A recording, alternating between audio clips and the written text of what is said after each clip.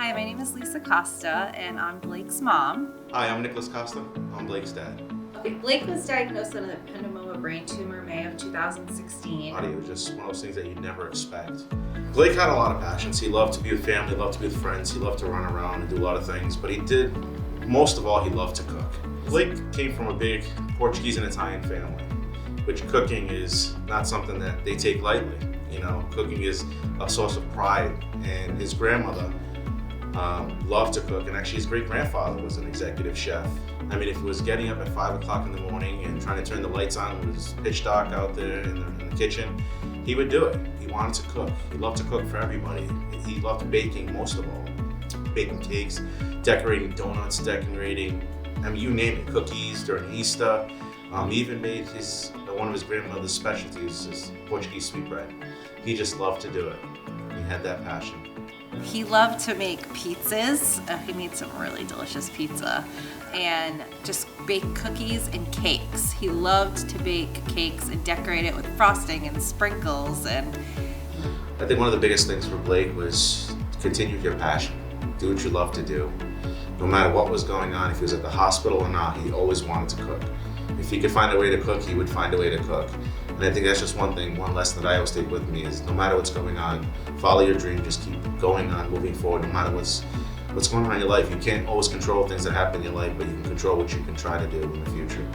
in Blake's final moments, he was doing a motion like he was cooking with a mixing bowl, and he kept looking at me and and pointing to the bowl, and and then he was pointing out the door, and I said, "Oh, do you want mom and dad to continue cooking always in your memory?" And he shook his head yes.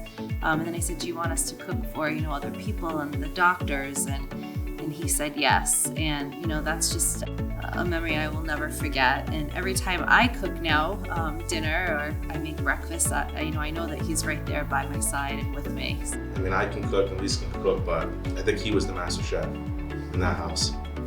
We had so much love and support through it all, and Children's Wishes was just amazing to our family. And this is why we're here today. We're here for Blake's Kitchen, and it's all because of them. So we're forever grateful. Blake loved to cook every single day, and it was just part of him. So we're very excited, and we can't wait. We want to thank Children's Wishes for honoring our son, and I know that for years to come, Blake's Kitchen is just going to evolve. And we're live in 3, 2, 1. Let's go live. Hello, and welcome to Blake's Kitchen. Blake's Kitchen honors one of our Wish kids, Blake. Blake loved to cook and bake with his mom and dad. In our episodes, we will share some great recipes and taste some fantastic food. Cooking brings us all together, and we're so glad that you can join us here in Blake's Kitchen. Today we have Chef Terranova. Hi, Chef, what's cooking? Okay, well, first of all, I want to thank everyone from Children's Wishes inviting me here. This is my honor to do this for Blake's Kitchen, and we're going to make a double chocolate muffin. I understand the young man likes to bake and cook. Well, we like to do the same thing. So we're going to make these muffins, and they're very, very easily and readily available products in the store. They're top-of-the-line products. I'll give you the names of the different chocolates we're using so you understand. Now, the first thing you want to do when you're working with making any kind of a baked item or a muffin, you always want to we're starting off with an egg, and then we have some granulated sugar, and then we have to add a little bit of oil. The oil I'm using, because it's my preference, you can use vegetable oil. I like avocado or grapeseed oils. And the reason why I like using them for baking is because it's absolutely neutral. You can put your tip of your finger, taste it, and it will taste like nothing at all. It's not like some other oil. So you always want to get your sugar and you want to get your fat so you can incorporate them together. Now, if we were doing other recipes in place of the milk or something, we'd be using butter, but we're not. This, we're going like this, and we're going to add just a little bit of milk. You want to stay with milk because we're going to put another item in there that I'm going to show you that's going to give it a really, really nice moistness because these muffins are very, very moist. And they have a lot of chocolate in them because I'm using the mini bits. These are from Ghirardelli. These are absolutely incredible. Years ago, you used to go to the market, you're only gifted to use one type. Now they've got these, and these are the best. This is 60% cocoa, which means 60% means that 60% of it's cocoa fat. The rest of it is a little bit of sugar and other trace flavors are in there. So the higher the number, the less sweetness it has. So we have to add a little bit of sugar, quite a bit of sugar to this. All right, so now once this is all set, we're going to add a splash of vanilla extract, which is a given. Now what we have to do is we have to make our other ingredients. We have dry ingredients, flour. This is typically all-purpose flour. I sift it only because that's what I'm so used to doing. I'm talking, working for years at the university with some of the best pastry chefs on the planet. I sift it. To this, I want to add a little bit of baking soda and a little bit of salt. Salt, you're going to find years ago when they used to make items and bake, salt was overlooked. Today, salt goes in everything. So this has already been put in. Now I'm using cocoa, and I'm using a really dynamite cocoa. This is the Ghirardelli. This is the Dutch processed cocoa. Really, really great, very, very rich. And they say Dutch processed. That means it just has an alkaline added to the chocolate to really intensify it. So you want these muffins to be not only rich and flavorful, you want to have a really wonderful chocolate taste. So now I'm going to take a little bit at a time. I'm going to add the flour mixture to the dairy and the egg and so on. So we're going to make a nice batter. Then we're going to slip in one other little ingredient that's going to give us some extra moistness. Now when we're working with this, you notice I'm going to stop using the whisk and I'm going to switch over to a rubber spatula. Because one thing you do, you want to barely move this stuff. You want to keep the batter smooth, but yet you don't want to overbeat it because the stronger you beat this, the more gluten, which is the protein, develops, and you're going to run into a problem. So now here comes our new moist item, sour cream. So a good dollop of sour cream goes in, and that's going to lighten this up. And after the sour cream goes in, and you can leave a little streak in this, not going to hurt it, we're going to add a whole bunch of chocolates. I'm using chocolate bits, but I'm using the mini, the very tiny ones. The big ones will work, but depends on what you're looking for. I like using the small ones because not only are we going to put chocolate in there, we're going to put chocolate on top.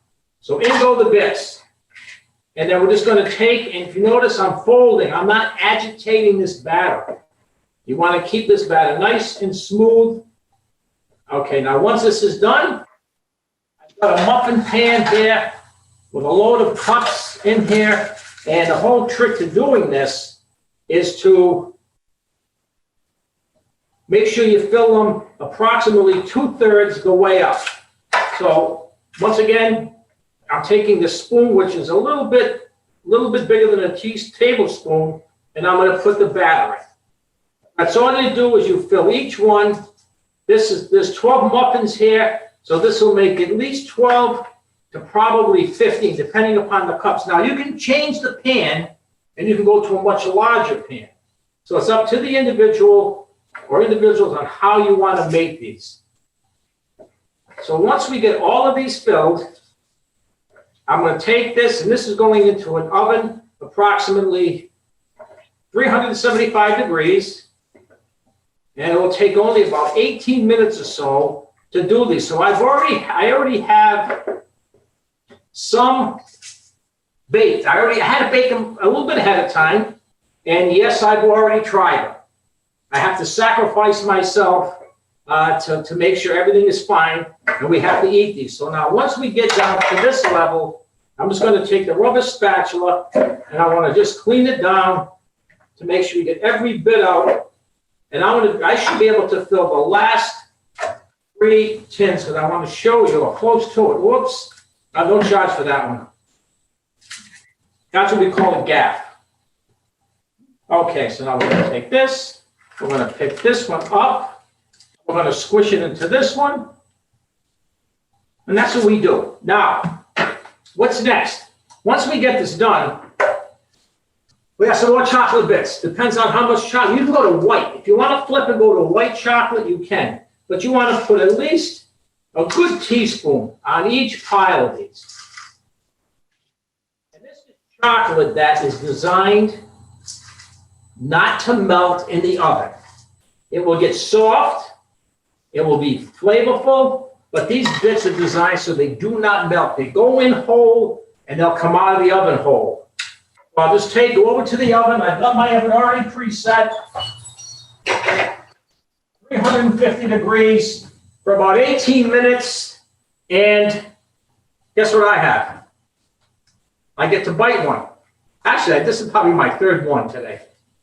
So these are absolutely delicious. They're very flavorful. If you want to put frosting on them, you can, but it's a muffin. These are really, really good. They're really, really rich.